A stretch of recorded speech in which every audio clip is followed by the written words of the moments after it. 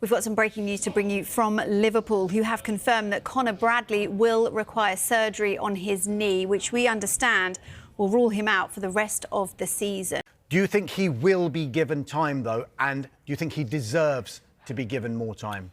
On the basis of his work at Spurs this season, you can't make any argument that he deserves it. And there's a bit of a thing with Frank, I suppose, in that we've certainly seen it, because we would have dealt with him at Brentford, and he was so, in contrast now at Spurs, he was so expansive at Brentford. He was such a kind of assured character who was willing to just talk so intelligently about football. We're not he looks like a different figure at Spurs now.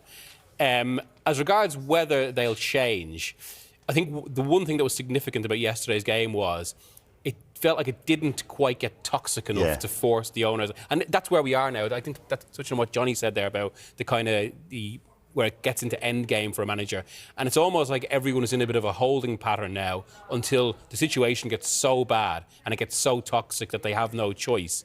There was a danger it would, though, wasn't it? Particularly at half-time. Yeah, absolutely. And I think there's been a bit of a debate around Spurs over the last 12 or 14 hours since the game ended about how much of this was Frank and how much was the players taking matters into their own hands. We should say about Villa's performance, but especially in the first half, just the sharpness and coherence of Villa in contrast to what Spurs were. That first goal where Tielemans just plays it straight through the four men. And then the second goal, kind of one-touch football, as if Spurs were a lower league side.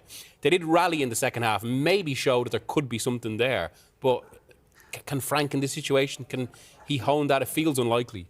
Liverpool FC has been plunged into one of the darkest days in its modern history as news breaks that Arne Slot has officially departed Anfield, and it happened under circumstances that have stunned fans worldwide.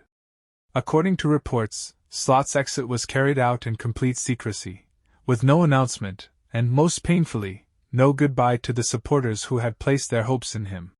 For a club built on passion, tradition, and unity, the manner of Slot's departure has left an emptiness that is hard to describe. Supporters woke up to the news in disbelief, scrolling through social media and news outlets, trying to understand how a manager who arrived with so much promise could leave so quietly.